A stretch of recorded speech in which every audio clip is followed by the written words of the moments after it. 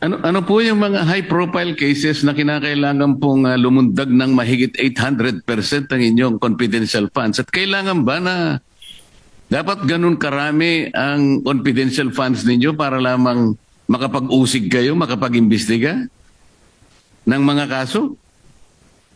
Ang tinatanong ko po rito, Mr. President, ay yung nakapagtatakang biglang pagtaas na lang na kung ipaliliwanag in general terms na kasi po merong mga high profile, hindi po natin masusukat sa pamagitan ng ganong klaseng pangangatwiran lang. Pondo po ito na bigla na lamang umakyat ng ganong kalaki. Well, at that time po, yung isa sa pinaka-high profile ay yung Mrs. Sabongero.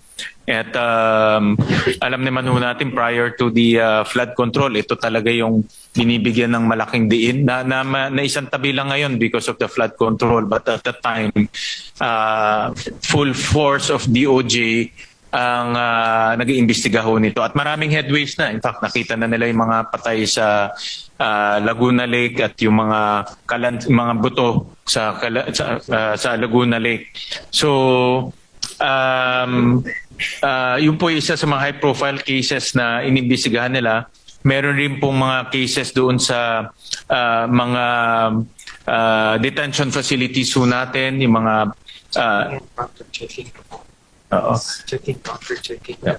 Syndicates.